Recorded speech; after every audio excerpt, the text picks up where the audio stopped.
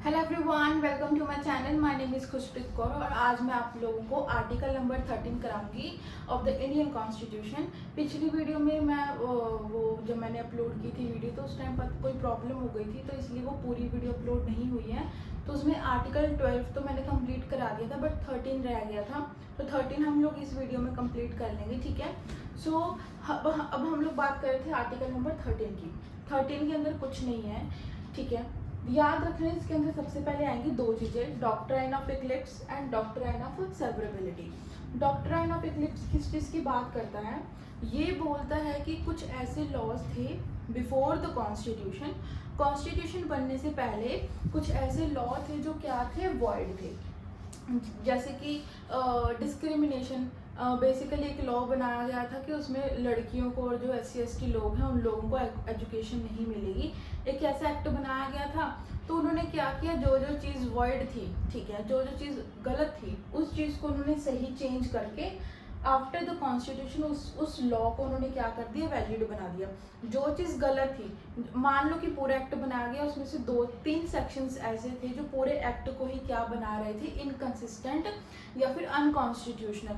तो हमारे इंडिया ने क्या किया, हमारे गवर्नमेंट ने क्या किया कि उन लॉज को चेंज किया। चेंज करने के बाद वो लोग हमारे क्या हो गए, वैलिड हो गए। सिंपल सी बात है, बिफोर कॉन्स्टिट्यूशन कुछ ऐसे लॉ थे जो क्या थे, इनकंसिस्टेंट थे, जो वॉइड थे।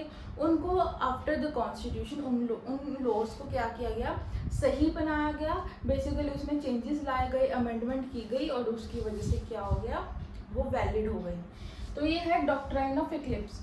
मतलब कि उसने जो वॉइड लॉ थे, जो वॉइड सेक्शंस थे, उनको क्या कर लिया, छुपा लिया और उसकी जगह वो नए सेक्शंस ले आए, नए लॉ ले आए, जो क्या करता है, वैलिड बना देता है पूरे एक्ट को। सेकंड है डॉक्ट्राइन ऑफ सेवरेबिलिटी। ये था बिफोर कॉन्स्टिट्यूशन। अब बिफोर कॉन्स्टिट्यूशन, बिफोर इंडिपेंडेंस बहुत सारे लॉज ऐसे बनाए गए थे बाय द ब्रिटिश गवर्नमेंट जो वॉइड थे, ठीक है। अब उसमें हम लोग तो देखो कुछ नहीं कर सकते, वो तो ब्रिटिशर्स लॉ बना के गए थे। हम क्या कर सकते हैं, जो गलत लॉ बनाया गया है उसको सही कर सकते हैं, ठीक है। ये इसमें है। इसमें क्या है, इसमें ये चीज बोलता है कि गवर्नमेंट, पार्लियामेंट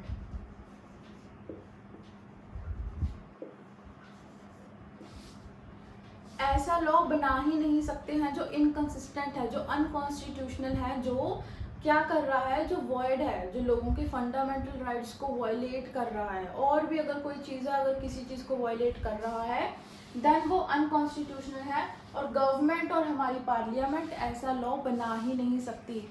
क्या नहीं कर सकती, ऐसा लॉ बना ही नहीं सकती है जो क्या हो, जो इनकंसिस्टेंट हो, समझ गए, जो अनकॉन्स्टिट्यूशनल हो। यही समझ आ गया। Article number 13 close number 1, article number 13 close number 2, दो क्लोज थे, समझ आ गए। अब दो और ही हैं इसके अंदर, डॉक्ट्राइन ऑफ इक्लिप्स, ठीक है। ध्यान रखना, ये देखो यार मेरी बात सुनो, आप लोगों को यहाँ मैं शॉर्ट में समझा रही हूँ, ठीक है, पूरा लिखा हुआ है, क्योंकि मैं प्रॉपर नोट्स नहीं उतार सकती बोर्ड पे।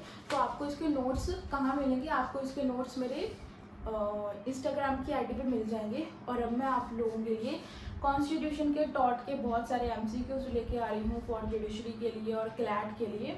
तो आप लोग, आई होप कि मैं 1 अप्रैल से लेके आऊँगी। आई होप कि आप लोग वो वाली वीडियोस भी देखोगे और आपको अच्छा लगेगा और आपकी नॉलेज बहुत ज़्यादा बढ़ जाएगी अगर आप लोग MCQ सॉल्व करोगे मेरे साथ साथ, ठीक है। तो अब हम सिंपल सी बात करेंगे। ये दो हमें समझ आ गया।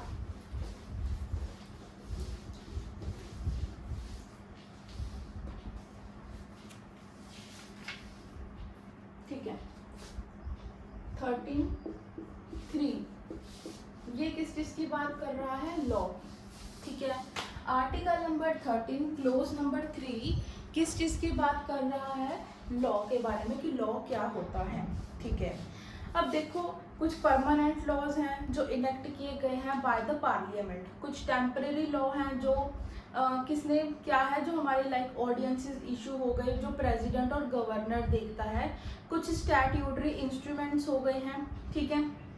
For example delegated legislation. Delegated legislation का क्या मतलब होता है, डेलीगेट करना, कि हम अपनी पावर सामने वाले इंसान को दे रहे हैं कि वो हर एक चीज़ देखेगा। फोर्थ है नॉन लेजिस्लेटिव सोर्सेज। अब मैं आप लोगों को ये लिख के बता देती हूँ, क्योंकि ऐसे आप लोगों को समझ नहीं आएगा। ठीक है, ठीक है। सबसे पहला है परमानेंट लॉ। परमानेंट लॉ जो कौन बनाता है, हमारी पार्लियामेंट बनाती है, वो क्या है, लॉ है, उसको लॉ बोला जाता है। दूसरा है टेम्परेरी लॉ, जिसको प्रेसिडेंट प्लस स्टेट गवर्नर बनाते हैं। ठीक है, उसको भी क्या कहा जाता है, लॉ बोला जाता है।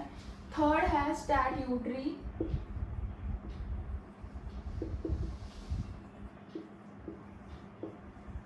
इंस्ट्रूमेंट, जैसे कि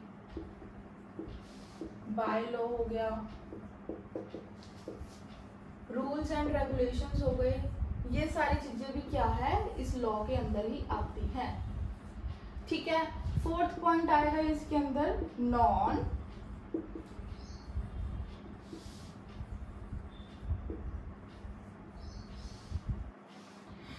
लेजिस्लेटिव सोर्सेज ऑफ लॉ। इसके अंदर आ जाएगा कस्टम। कस्टम का मतलब समझते हो ना, जो बहुत सालों से जो रीत है वो चली आ रही है। ठीक है, वो होते कस्टम, उसको भी क्या कहा जाएगा, लॉ बोला जाएगा। तो कुछ नहीं है, ये है article number 13 clause number 3, permanent law, temporary law, statutory instruments और non legislative sources of law like custom. ठीक है, तो ये हमारा बात करता है।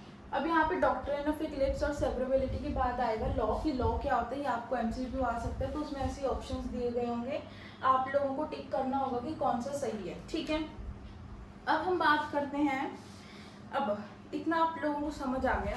ठीक है, अब एक छोटी सी बात है तो आर्टिकल खत्म हो जाएगा हमारा। छोटी सी बात ये है कि जो आप लोगों को पता होगा कि अमेंडमेंट क्या होता है। ठीक है, अमेंडमेंट का क्या मतलब होता है, जैसे कि कुछ ऐसी चीज़ जो क्या है, चेंज कर दी गई है हमारे कॉन्स्टिट्यूशन के अंदर।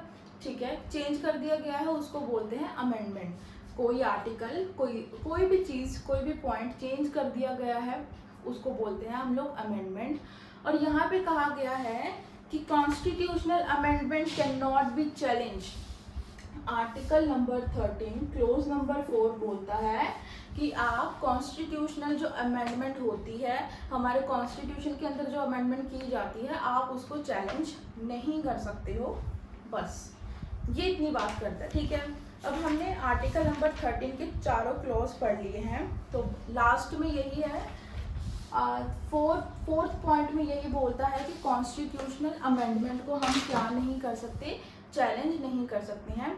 अब मैं आप लोगों की जानकारी के लिए बता दूं, आर्टिकल नंबर 13 कंप्लीट है और मैं इंडियन कॉन्ट्रैक्ट एक्ट के बहुत सारे एमसीक्यूज लेके आ रही हूँ, 150 प्लस एमसीक्यूज लेके आऊँगी। मुझे नहीं पता वो 2 वीडियोस में कंप्लीट होंगे या 3 में होंगे या 4 में होंगे, बट आप लोगों को मेरे यूट्यूब के चैनल पे 1 अप्रैल 2 अप्रैल से एमसीक्यूज की वीडियोस मिलनी स्टार्ट हो जाएंगी। नोट्स आप लोगों को मेरे इंस्टाग्राम पे मिल ही जाएंगे, और इसके साथ मैं आप लोगों को कॉन्ट्रैक्ट भी पढ़ा रही हूँ, तो टॉट भी पढ़ा रही हूँ, और धीरे धीरे करके मैं सारे सब्जेक्ट्स कंप्लीट करा दूँगी। सो फटाफट से मुझे फॉलो कर लो एंड बाय बाय।